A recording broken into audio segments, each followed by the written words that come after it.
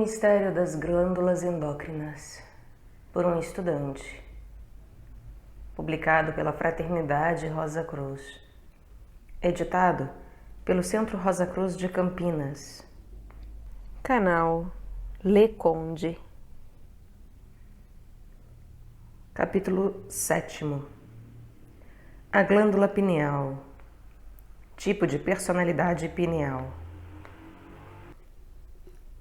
A glândula pineal, por sua natureza, é a mais surpreendente. Como está implícito em seu nome, é um corpo cônico, em forma de pinha. Conarium pinealis, cone de pinha. É de cor avermelhada, com mais ou menos 1,2 centímetro de comprimento, isto é, pouco maior do que um grão de trigo. Está situada na parte inferior do terceiro ventrículo do cérebro. Pesa cerca de 0,13 gramas. Está oculta na base do cérebro, ao qual se acha ligada por uma haste oca pineal, numa diminuta cavidade atrás e acima do corpo pituitário. Está composta, em parte, de células nervosas, que contêm um pigmento idêntico ao das células da retina, que é uma expressão do nervo óptico, o que sustenta o argumento em favor da antiga função de ter sido um olho. A parte inferior da glândula aponta para trás. A secreção da glândula pineal, chamada pinealina, age como restritor em todas as glândulas de secreção interna. Sua atividade moderadora sobre as outras glândulas endócrinas dá à criança, durante os 2 primeiros anos de existência, condições para o crescimento. Durante esse período, a criança quadruplica seu peso de nascimento. A pineal age como uma espécie de supervisora em relação a outras glândulas. Os anatomistas do século XIX, não acreditando em qualquer finalidade da glândula pineal, admitiam que fosse vestígio de alguma estrutura outrora importante. Durante longos tempos, realmente até há poucas décadas, não havendo nenhum conhecimento de nenhuma função, não se lhe admitia nenhum papel. Todos repeliam a ideia de que fosse uma glândula endócrina. Observações posteriores relacionaram a pineal à função muscular. Há uma doença deformadora dos músculos conhecida como distrofia progressiva, cuja causa vem sendo um mistério insolúvel para a classe médica.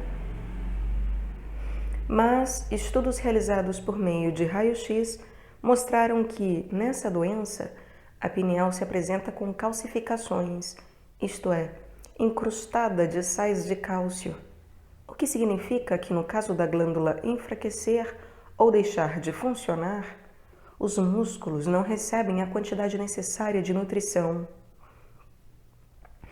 Mais tarde descobriu-se que a pineal regula a cor da pele, fazendo variar o grau de reação aos raios luminosos, isto é, controla a ação da luz sobre o pigmento da pele.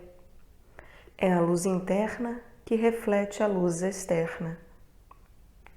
A pineal também contribui para o desenvolvimento normal físico e mental das células cerebrais e das células dos órgãos de reprodução.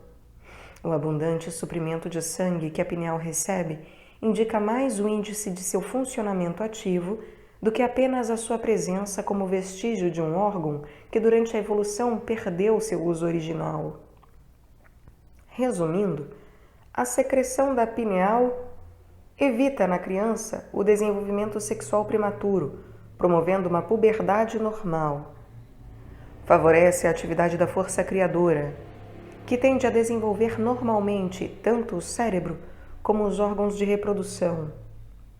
Dá vigor e tonaliza os músculos.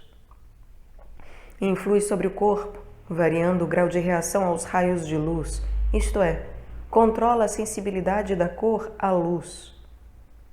Influi no pigmento da pele, provocando sua transparência devido à contração das células pigmentadas. Tipo de personalidade pineal.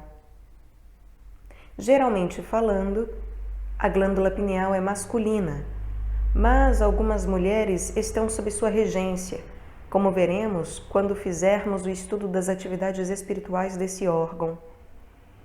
O tipo pineal espiritual típico é alto e bem modelado. Ombros largos, o corpo afinando gradualmente para os pés, a testa é alta e grande, as sobrancelhas são quase retas, mas bem conformadas. Os olhos grandes, expressivos, bem abertos, são comumente azuis escuros e, não obstante a cor, emitem um clarão de fogo divino. O nariz é quase o de perfil grego. Os lábios, meio carnudos, têm ligeira curvatura. O queixo é bem formado, bastante proeminente, mostra real força de caráter, o que harmoniza bem com os outros aspectos. O pescoço é médio, sobre ombros fortes e bem modelados. O cabelo, em geral castanho claro, é abundante e possui brilho acentuado. Como um todo, o rosto é varonil com algo de encanto feminino.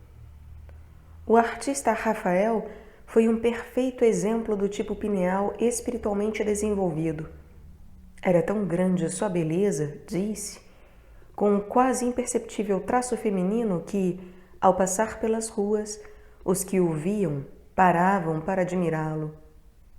Em pessoa, era tão bonito como um anjo.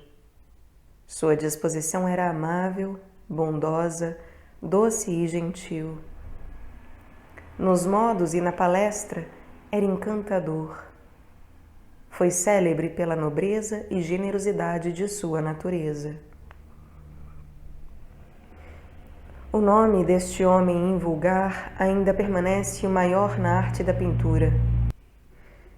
No seu quadro A Transfiguração, sendo a Transfiguração uma pintura considerada a última e uma das mais importantes obras de Rafael, baseada na Transfiguração de Jesus, descrita no Novo Testamento da Bíblia, no Evangelho segundo Mateus, capítulo 17, versículos 1 a 13, os olhares discernidores descobrem o mistério da sua grandeza.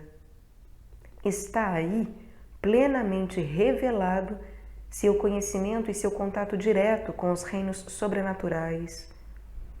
Esse quadro maravilhoso, cuja beleza deve ser não só vista, mas sentida, é para o pintor o Canto do Cisne de Rafael. Ele o pintou enquanto morria. Ao observarmos esse maravilhoso quadro, ficamos maravilhados e pensando que talvez ele tenha pintado aquele belo, feliz e compassivo rosto de Cristo exatamente da maneira como o estava vendo no éter, aguardando para levar ao paraíso o espírito desse nobre homem que tanto fez pela glória do cristianismo, quer pelas felizes e não ultrapassadas telas que pintou, quer pela vida nobre e altruísta que levou.